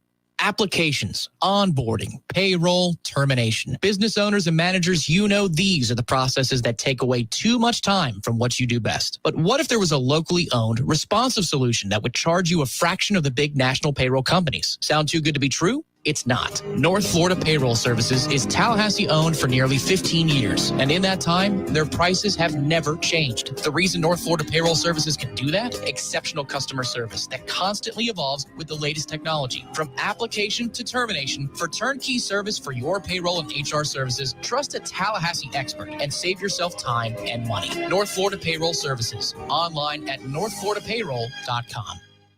We all want more energy, more strength, more results. Well, welcome to Orange Theory Fitness as you take a step towards feeling more alive today. Backed by science, Orange Theory's heart rate monitored workout is scientifically designed to keep heart rates in a target zone, spiking metabolism and increasing energy. Orange Theory Fitness is a one-of-a-kind group personal training workout resulting in more energy, visible toning, and extra calorie burn for up to 36 hours. Experience a more vibrant life today with Orange Theory Fitness. To find out more, go to orangetheoryfitness.com. Welcome back to the Jeff Cameron Show, sponsored by the legendary team at Hamilton Home Loans, a mortgage company that is designed around speed, simplicity, and service. Visit FSUHomeLoans.com. That's FSUHomeLoans.com.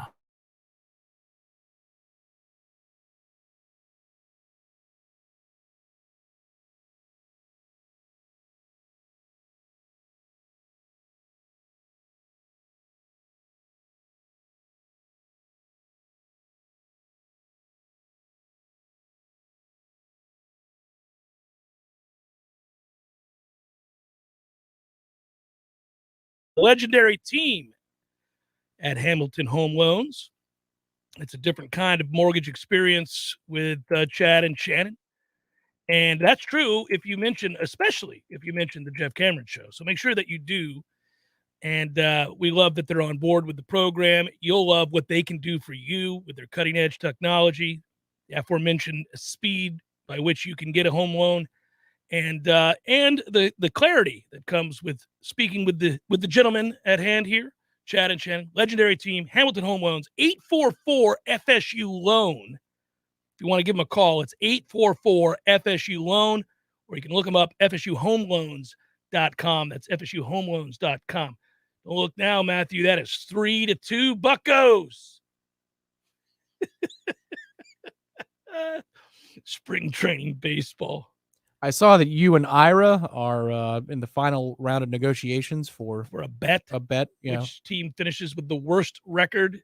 Could be in baseball. Certainly amongst the teams that will finish with the worst record in baseball are the Pittsburgh Pirates and the Baltimore Orioles. So how do you win the bet if your team is worse? So I think I win the bet if my team is better. But I decided to kind of reverse the thing and say, if my team wins the bet, I'll get something for Ira, almost like a condolence. And if the Orioles have a better record than the Pirates, then he has to get me something. So I would get him something Pittsburgh related, so he'd have to wear Pirates gear. And obviously, I would reciprocate. If the Orioles win, I would wear Orioles gear. Could you get him a Pittsburgh eye patch, like a Pirates eye patch? I think that'd be phenomenal for one day of headlines or one segment. It could be one segment. Yeah, in honor of the Buccos having a better record than the Orioles, which I think they most assuredly will. What's the win total you're looking at here? Have they released that yet? I don't think they did officially because of the lockout. I don't know if they. Oh yeah, I'm just wondering in your own mind. Oh, they'll lose 100 games easily. So they're trying to win 62. Yeah, they're a terrible baseball team. The Pirates are. Phillies just tied it up. I gotta stop mentioning the damn score. What are we doing? Every time I mention it, somebody hits a dong. So I'm assuming it's a dong. I don't know. That's a good assumption. Yeah. It was 3-3. Come on, Contreras, get it together. So I don't know. I'm trying to think what I was going to get him like a throwback because we both franchises have elite uniforms, great uniforms. And so I wouldn't even mind, and I've got a soft spot. He doesn't know this, but I have a soft spot in my heart for the Orioles. It goes back. I used to go to Camden Yards all the time in the 90s. I went to Camden Yards when they were good. He knows this, I think, by now. Probably, but he might forget. But on the regular, I was going, obviously, when Cal Ripken was there and Eddie Murray, Brady Anderson. I mean, that was a loaded team. Well, especially with steroid-addled Brady Anderson. Loaded indeed. Yeah, loaded indeed. But yeah, they had that team that's the Jeffrey Meyer team that got screwed. You know, I mean they're going to the World Series if not for an ump just ignoring the rules of the game and allowing a kid to reach over the wall and steal a home run and or create a home run that wasn't, and the Yankees get the help they didn't need. Yes, that's really annoying. But the old O's caps are sweet, and I would wear those. So I'd be happy to don one of those. You're amongst the group that now is collectively hated. That's okay. That's all right. You're part of the haves. I'd rather be hated than laughed at. The Mets have been laughed at, and they still will be anytime something goes wrong. I don't know. I mean, so Mets, Yankees, Dodgers, insane payrolls, just out of control. But we've got cool logos too. The old Mr. Met running around. Mr. Met is solid. Yeah. You have one thing you guys have that I like is the spring training cap that is really superior. That cap is what you should wear all the time, and you ought to wear it every day because that cap is I got to put it back in the rotation. It's a great cap, and since they are in spring training, you ought to think about it. The one this year kind of stinks. Well, no, the one the one I'm talking about. Oh, I know the one you're talking about. That's a sweet ass cap right there. I like that one. Yeah, but that's all I got year in and year out. I got an incredible ballpark that is routinely ranked 1 or 1B amongst the ballparks in baseball, and I agree with that assessment, having been to a lot of ballparks. And then our uniforms are great. Team sucks every year. We can't solve for the future on that one. No, we're going to do that next coming up. By the way, real quick, I will get to reiterate some of the talking points for FSU football, if only because, look, I can't prattle on for too long. We did for 20 minutes in the first hour about Jarvis Brownlee transferring. But if you're tuning in late, he has entered his name into the transfer portal. Such is life. I'm not losing sleep over it. He was a physical corner. That's about the best thing you could say about him. He was a gamer in that way, was not uniquely gifted as a man tasked with covering receivers, but he would come up and tackle you. And so I give him credit for that. I mean, he was tough. He cared. I don't know what went wrong. I don't know how it went south, but clearly it did. He hasn't been at practice. He wouldn't have been able to play in this spring game. It seemed like we were reaching this conclusion inevitably anyhow. The longer this went on, I mean, so you learn about the fact that he's out for a week, right? Yeah, he wouldn't have been able to play in the scrimmage this weekend. This weekend. Yeah. Sorry, not the spring game. And so, you learn of that and you're like, this doesn't sound like it's going to end well.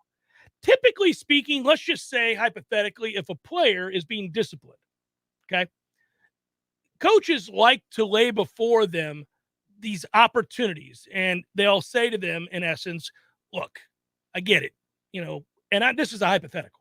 You're mad, you say whatever you say, and maybe you did something that's in violation of team rules or something like that, right?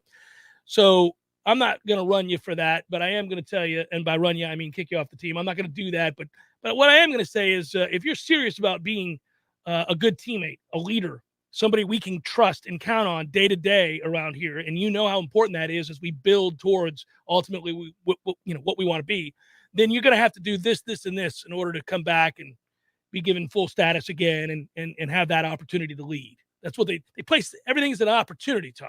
Not earn your way back on the team, but rather the opportunity to be back as a leader. In all aspects. So they'll throw that out there, and they'll basically say either you do or you don't. I mean, that's how you let me know that you care to be part of this greater thing, right? Something bigger than yourself. And the person either does or does not adhere to what those guidelines are. And if they don't, then that's the end of that. So hypothetically, maybe something like that happened and couldn't get it done. Had to take it on down the road. That would be a shame. It would be a darn shame. It's not a shock, though. It's not a shock because that is a room that has had a lot of ups and downs. It is also a room that has a lot of bodies to compete for that now job that's available. And I'm not overly concerned about the loss because I don't think he was going to be a cornerstone of our success this year. Right. I don't viable depth, right, and a starter in a pinch. I don't like losing that, and I don't like losing guys that are physical and tough and passionate, and he was all of those things. But again, I'm not going to talk about him like we just lost the best corner in the league or anything like that. And we've got plenty of candidates to replace what he provided. Jeff Cameron Show, 93.3 Real Talk Radio and Warchant TV. Your local news now. The Florida Highway Patrol responded to a large car crash in the I-10 West in Madison County Wednesday afternoon, where an SUV collided with 3 other vehicles. An SUV was driving in the outside lane while a pickup truck was in the inside lane. The flow of traffic approached a vehicle stuck in the median at mile marker 249. The pickup truck slowed down and steered right to the outside lane where the SUV was speeding, which led to a crash. The sedan suffered disabling damage to the rear and came to a rest in the inside lane. The SUV then continued traveling in a northerly direction where it crashed with the semi-truck's rear. The driver of the SUV was taken to Madison County Memorial with minor injuries, while the sedan driver and passengers were taken to Tallahassee Memorial with minor injuries. In a separate incident, a 2-vehicle accident included a power pole at County Road 250 at 201st Road. Both vehicles were reported to be on fire, but all occupants escaped without injuries. The fire was eventually put out by Suwannee County crews. This is Rachel Lene with your Real Talk 93.3 local news update, brought to you by Macklemore Systems, Tallahassee's go-to Mac store. Check them out online at MacklemoreSystems.com. This is meteorologist Paul Trombley with your Real Talk 93.3 weather update. Scattered thunderstorms likely this afternoon, otherwise cloudy skies expected. Highs around 63, northwesterly winds 5 to 10 miles per hour. Clear skies and quiet tonight, slight chance for scattered rain showers, lows level off around 49. High temperatures reach up to 70 tomorrow, mainly sunny skies and calm. This report is brought to you by the Lawn Johns. For all your landscaping and lawn care needs, visit thelawnjohns.com. Right now, 62. Sellers Tile does it better for business owners, contractors, designers, and homeowners. Better design ideas, better quality tile, carpet, and hardwood flooring, better mosaics, ceramic, and vinyl solutions. And Sellers makes it easier with their amazing showroom and first-class professionals. Maybe it's time to get Sellers working for you on Capitol Circle Northeast, just north of Mahan Drive, or online at sellerstile.com. For better style, quality, and design, go with Sellers in Tallahassee. Call 656-8453. Well. Hey, Jeff, look at this place. Yeah. Well, doing well. It's been a while since I've seen you, brother, but, it hasn't been a while since I've been over to Gordo's. I go there on the regular because of you, Eddie. Well, we keep you regular. Well, that's true, but I think of Gordo's as a place to sit down, have a cold beer, talk to your friends, enjoy the sports, eat the delicious food. But I think of you as Uncle Eddie, a man who takes care of his people and takes care of the town. I appreciate that, Jeff. Hey, and we'll keep you regular. Gordo's, bringing the flavor and flair of Cuban food to Tallahassee since 1996. Here's what you missed on the Greg Tish Show. A woman only identified as Mrs. Wong posted on Chinese social media she had gotten locked down after a first blind date. She discovered that their date's community had gone into swift lockdown after visiting his house for a meal. This absolutely has to become a romantic comedy. Lockdown Love. He was looking for Mrs. Right, but he found Mrs. Wong. Lockdown. Starring Matthew McConaughey. All right. The Greg Tish Show, Monday through Friday, 6 to 9 a.m., only on Real Talk 93.3.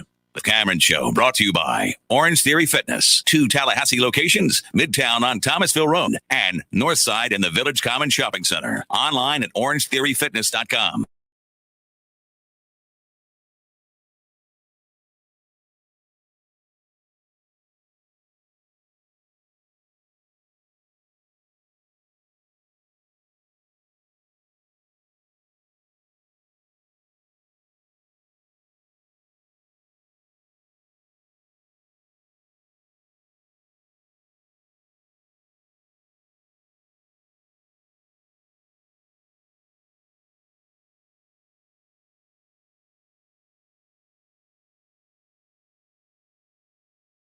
Let's solve for the future. Let's solve the future with our friends from ISF, our partners from ISF. Great to have them on board. By the way, ISF conducted a full audit of the DEO Connect system, responsible for processing unemployment and reemployment assistance claims, and that surge in usage of the site when COVID hit revealed system improvement areas, and that's where ISF came in. Using ISF's people, process, technology framework, they outlined recommendations to serve an immediate need and also provide a long-term vision. Help fix infrastructure. You get to transition to the cloud. You need, obviously, technological upgrades. ISF helped with that, modernizing system components. Because you know, and I know, older technology does not always talk well to newer technology. That's a problem. So this makes old systems slower, harder to update. Updating system components allows for better use and user experience. That's what ISF did. With ISF's recommendations, DEO is prepared to face the future, and you can do the same, folks. Go to isf.com to learn more about what they provide. Obviously, you know from listening to this show that we partnered with them. They do amazing things. You want to do amazing things. You have big visions and goals. ISF can help you do that as they navigate the unique challenges inherent in government operations. Solving for the future. Is there a corner on the roster that does that for you to replace Jarvis Brownlee? So to prove to you that I was listening to the case study, system improvement areas is a great phrase. I'm going to use it a lot more because linebacker, that's a system improvement area. We I would certainly say that found somebody. Yeah, Yep. we found our ISF in the way of Tatum Bethune. That's right. You were like, what are we going to do? Call ISF. What are we going to do? Get Tatum Bethune. I have detected, sir, a system improvement area, which means something's broken. We need to fix it. I think they've got numbers to throw at the problem at outside corner. I do too. And I think the reason I say that is eventually, hopefully sooner than later, AZ20, Zaire Thomas, and or Sam McCall can take one of those jobs. But in the interim, if you have to rotate them with a Renardo Green or Demore Tate or Jerrion Jones. Let's not forget how big time a recruit Demore Tate was. Yeah. And really has been beset by injury. So if he's healthy and you get the best version of him, No, I'm not saying he's going to be great. We don't know. Right. But he's a good candidate to rise up. Or Greedy Vance, or one sure. of the I aforementioned. think Greedy's the more immediate help, yes. One of the aforementioned guys can slide into the slot and free up Kevin Noles to play on the outside. So you've got numbers to throw at the problem, and you have a long-term solution. So I think that's where the answer is. It's not one player. I don't think that's the right answer, at least not yet. Now, by fall camp, that might change. Remember that the secondary changed during the course of last year. The second half of the season, they whittled down the number of players that they were utilizing, found guys that they could trust to be where they were supposed to be, and went to war. And that's also worth noting because you've got two players who played as true freshmen that flashed. Specifically, Noles did more in the spring game than Amarian did. Amarian kind of came out of nowhere in the regular season. But we knock these guys a lot for a lack of development. But those are two case studies of people they circled, got into the program, and got better fast enough that they played as true freshmen last year. You don't want that to be the case, but they were able to climb over some veterans. So if you're looking for proof that Thomas or McCall can be good enough to play, it's not just about their talent. We've shown that we can develop guys quick enough that they'll be a part of the solution in the football season. That's a long way from now. I think right now it's Renardo Green, Greedy Vance, DeMaury, and some collection of the young kids just throw numbers at the problem. But maybe there'll be a finite answer, one person later in the year. Nobody would mistake Greedy Vance for Deion Sanders or name your great corner here. But Greedy Vance has played a ton of college football in this conference. So, I mean, there's a guy who's, I mean, I would argue Greedy Vance, at least in terms of coverage, is a better player than Jarvis Brownlee. Now, not nearly as physical and not great against the run in the same capacity that Brownlee was. But I think in coverage, he's a better player. I don't know enough that yet. I could see where if he could jam you and he can get his hands on you, that's good news. But he's at the mercy. I think the way he plays, at least through seeing 5 referees, and we'll see. He's handsy. Same thing with Jamie Robinson. Those two are going to be at the mercy of what kind of game is being called by the officials. Listen, this is not to disparage Brownlee when I say that Greedy Vance is better in coverage, because I think Brownlee's better in some other areas than Greedy Vance is. I'm just saying that Florida State has 3 to 4 guys that, like you're noting, that you could throw at the problem that I think are all probably better in coverage.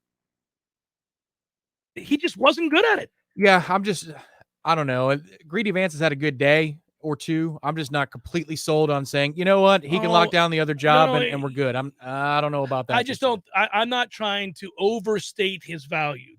I'm being very careful to say. I just think he's another guy that you could plug in there, and you're not going to see a precipitous drop off at the position. Like, you won't be like, oh my God, if Brownlee hadn't left, we would be avoiding this problem. It's not like that. So the guy who intrigues me the most out of this conversation is Renardo. And again, if you're saying Cooper, everybody, no, we're putting Cooper in a starter's role. In a starter's role. Cooper, already. Amarian Cooper is in one place. It's the other one. But I've done a lot of looking at the trenches since the pads came on. I haven't really gotten an assessment of. I haven't watched a bunch of Renardo Green, drill for drill, 1-on-1s, 11-on-11s. I'm usually focused on the trenches. So me too. You and I do the same thing. I know. Well, and I'm assuming I'll do a write up for that as well again this week. But that's the one thing where I see Renardo is out there in some good situations where he's going to get exposure against good receivers, and they'll know what they have. I just don't. That would be somebody else in the staff who's watching those drills who has a better grasp of what's going on there.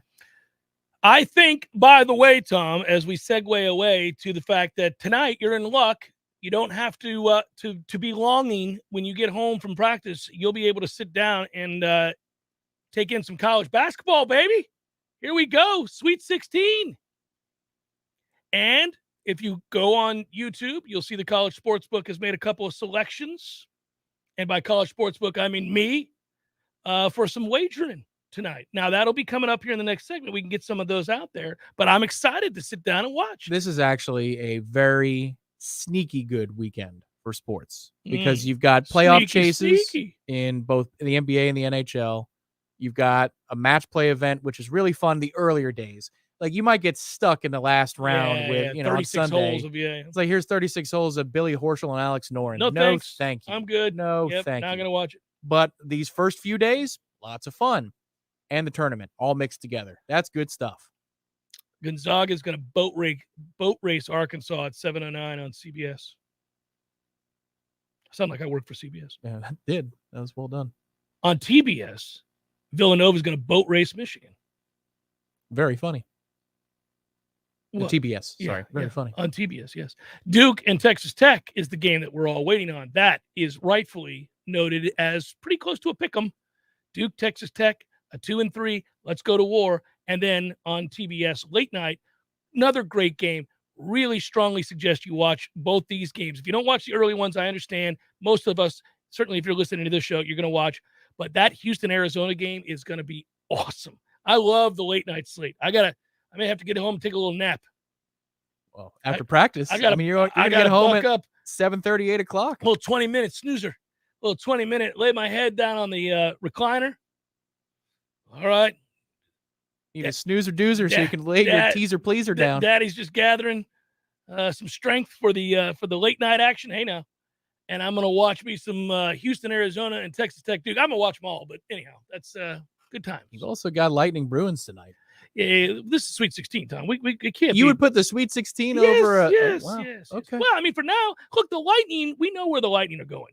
Straight to the playoffs. They're not going to have. I mean, obviously, the Panthers are going to be the likely favorite, at least in our division. Our division, and nothing changes about that. Not tonight. If they win 3-0 or lose 5-1, doesn't matter.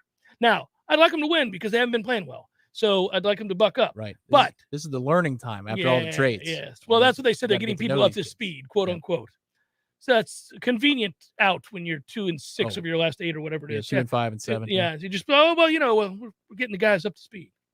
But I have no reason to distrust them. They're back-to-back Stanley Cup champions, Tom. Well, they're forcing me to watch them closely tonight because I've about had it. Oh, you're doing 2 fingers to my eyes, 2 fingers back to you? What are we doing, guys? What's with the hiccups? I say, Tom, trust in the back-to-back Stanley Cup champions. Might be a little fatigue. That's what I'm worried about is fatigue from all this winning we've done. Well, rest them up. They've had to play more games than everybody else. That's what happens when you're the last man standing back-to-back years as Stanley Cup champions. You got to have the attitude of a greedy Vance. Put yourself over the top. It's the Jeff Cameron Show, 93.3 Real Talk Radio and Warchant TV. Hi, Taco. Hey, Jeff. How you doing? Pull up a pillow. Haven't seen you in a couple of days. Hey, something's different about you. That's right. My people took me to Tally Spay, the affordable spay and neuter clinic on West Tennessee. Tally Spay? Isn't that the place where they... Yeah, they're a low-cost, high-volume spay-neuter clinic. So you're saying you've had some work done? I did. You'd think I'd be depressed, but truth is, I don't even miss them. If anything, I feel more calm. I don't feel like I have to run around looking for company, and my people can leave me alone with the couch cushions. Hey, I can stop anytime I want. Tally Spay, a low-cost, high-volume spay-neuter clinic open to the public, serving Tallahassee and the surrounding areas. Tally Spay. For more information and to schedule a same-day surgery and pickup, go to tallyspay.com. That's tallyspay.com. That is the smell of amazing barbecue from Highway 27 Grill and Barbecue. There's only one thing that could possibly make Kenny's Amazing Barbecue better, and that's an ice-cold adult beverage.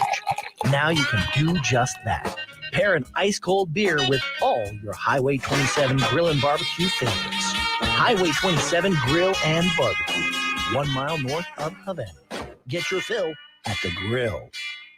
Hey, no fans, our partner ISF Inc. is a national management and IT consulting firm located right here in Tallahassee, Florida, solving the future for state governments through strategy, process, and technology. As a trusted advisor for state governments, ISF knows the importance of defining a clear and detailed strategy. Our friends at ISF can help your organization create a strategy that sets you on a path to success. ISF, your vision plus our expertise brings your brilliant ideas to life. Visit ISF.com to learn more. ISF, solving the future.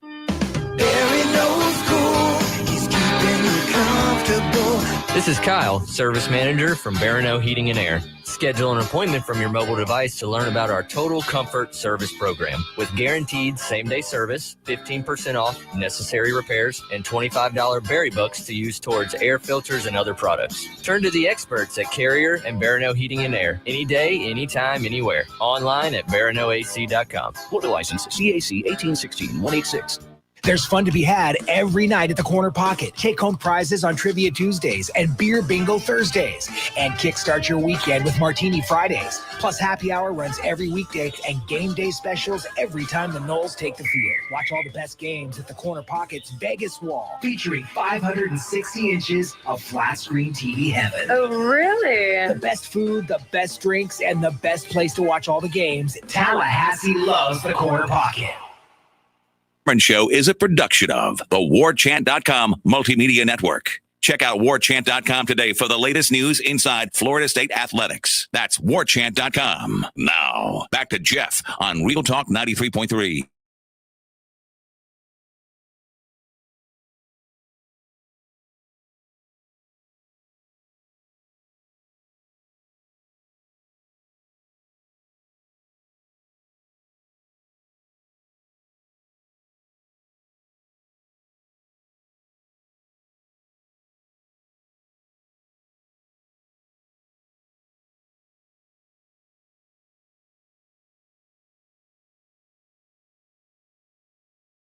Pirates matchup with your wife's favorite baseball team. Tell her they want none of this at 1:05 tomorrow. The Twins going to come get that whooping. Man, you talk about a team that's going to have a rough go of it pitching. Yeah, but they're going to hit. They will. That Twins team's kind of I like that Twins team. That's a good division to be mediocre in. Also, if you're talking about expanded playoffs, the Twins are a team that get helped out in that situation. I think they got a shot. Got to keep remembering that. What is it? 8 teams get in? 6 teams? It's 6, I think. And there's bye weeks or 14? Well, no, I'm talking about each league. So I think it's like the old NFL now. Oh, yeah. Where 6 get in and the top 2 division winners get to sit on their butts for a best of 5.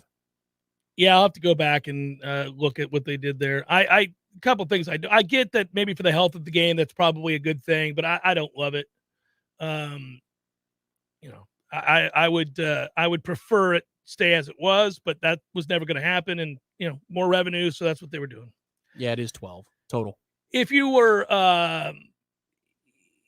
so inclined to want to know more about the ins and outs of that deal and your thoughts on whether it was a good thing, whether or not the players or the owners won, or the long-term health of baseball, I would tell you, Tom, that Joe Sheehan was recently on Keith Law's podcast. They went through it and did a very good job. So I'm just telling anybody who would like to hear that. It was pretty thorough. And I thought it was interesting because I think that fans typically, and I'm amongst them, think that there needs to be more revenue sharing so that teams that, are in quote unquote small markets so that they have a chance to compete. The opposite is true. There needs to be less because all that does is ensure that they're profitable without ever trying to win. So Robert Nutting, the aforementioned, who I hope dies in a fiery car crash today, owner of the Pirates, said tongue-in-cheek for all you literalists. Hashtag we hope you're okay. Yeah. Yeah, man, they're not incentivized to compete. They don't have to. No. I would have a floor and I would raise it. I would say, yeah, you know what? If you're a deadbeat owner of a baseball team, in order to ensure better competition, which, oh, by the way, the players would like more competition. They've said as much numerous times. Then we're gonna basically ask that you not have a payroll of $50 or $40 or $30 million. We're gonna make you spend $75, $80 million so you can field a competitive team. When your entire payroll is less than that of singular players in some other markets, problematic. So that's just me prattling on there. Well worth the listen. I got to give Keith Law and Joe Sheehan credit. If you would, cue it up, Tom. It's time for, how you say, with the pitching probables? Brought to you by North Florida Payroll Services, locally owned for nearly 15 years, offering payroll and HR services, including full online applicant onboarding and integration into payroll. Save your company money and headaches today. Head to NorthFloridaPayroll.com. Drew Rasmussen, Bailey Ober. They're in the 7th inning. Valley Sports North, Al Hammond Stadium. Yankees, Tigers, Clark Schmidt, Casey Mize, Phillies, Pirates. They still tied? Aaron Nola, Mitch Keller. You're lucky to be in the game facing the great Mitch Keller. Reds, Royals. What does Clark Schmidt do for a living? He's a plumber. Good answer. Always. Reds, Royals. Nick Lodolo and Daniel Lynch. Mariners, Guardians, Logan Gilbert, Cal Quantrill. Rangers, A's, John Gray, Sean Manaea. Giants, White Sox, Carlos Rodon, Reynaldo Lopez. Cubs, Angels, Justin Steele, Michael Lorenzen. Dodgers, Rockies, Tony Gonsolin, and Antonio Zenzatella. Say it. I'm not in regular season form. D-backs, Brewers, Taylor Widener, and Brandon Woodruff. We got Red Sox, Orioles, Nick Pivetta, Bruce Zimmerman. Astros, Nats, Brandon Black, and Josiah Gray. Marlins, Mets, Pablo Lopez, Sean Reed Foley. Oh, okay. Saturday Night Live character. The hyphen. Braves, Blue Jays, Dylan Lee, and Kevin Gosman. And that is a look at those that shall reside on the bump.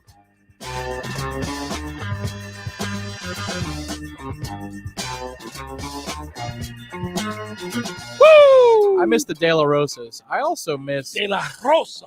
Armando Reynoso. What a name that was. Are all the De La Rosas gone there? Because there was like 15 at one time. At least 3. I think it was 2. I think there were 3. It was Jorge and Ruby. I think it was Ruby with 2 B's. You forgot about Kyle De La Rubby. Rosa. Kyle De La Rosa. So for years, I told my kids that I had been previously married and that I had a kid that would be their brother that they've never met. And I would say it with a straight face. My wife would get so pissed. And I always told Clark and Bryce that they had a brother that he lived in Wisconsin. And I mean, I kept this ruse going forever. And they're like, are we ever going to meet our brother? And I was like, no. And his name was Felipe. I told him his name was Felipe. And so years went by, and Clark one day said, Dad, why did you name me Clark and my brother Bryce, but your first son Felipe? Like, why did you do that? And I was just like, well, I've always loved the name. And then I said, by the way, I spoke to Felipe last week. He's doing well. And Clark was just like almost in tears because he didn't know how to, what to say. And I'm like, he's doing all right. His mother is a little weird. I don't want her, around or anything like that. But I send him letters. I hope she gives them to him. That was the whole. He's almost in tears. Is that when you finally? Oh no! Christy No? told me I had to. Yeah. Eventually, she was mad with me. If he's gonna cry that he can't meet his brother, Yeah, I mean, Felipe, his brother Felipe in Yeah, Wisconsin. right, yeah. Probably need to. I'm like, one time I went so far as to like put pen to paper. I was writing Felipe, and I set it up on the kitchen table so that like they'd have to see me writing. And Clark was like, "What are you writing?" I was like, "A letter to Felipe. I miss him." I like, by the way, Boy, this went from hilarious to cruel pretty fast. it was awesome. But Bryce eventually was like, "You're an idiot, Dad. You don't have a son named Felipe in Wisconsin." I was like, "There you go, kid."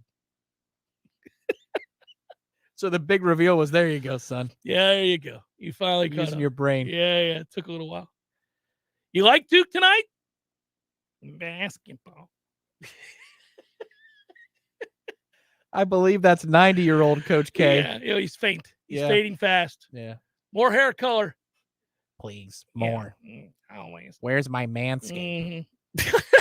When they come on board as a sponsor, we'll have him doing the Manscaped commercials, which will Hey, guarantee we fellas. can't sell a single one of them. Listen, son, here's what you need. I will take tomorrow North Carolina getting 2.5 against UCLA.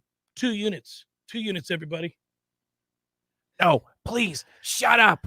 Shut up. I'm talking. Shut up. Give me Arkansas. Give me Gonzaga. I jumped on Gonzaga at 8 over Arkansas. It's now 9.5. So I was on the right thing. I jumped on them. They screwed that spread up. Gonzaga's going to boat race Arkansas. Okay. Run them out the gym. Ooh, heard it here first. That's right. Boat racing. Good work out of you, sir. Good work, Matthew. Thanks for watching, listening. Don't forget to like and subscribe on Warchant TV. Be well, everybody. We'll talk to you tomorrow on a Libations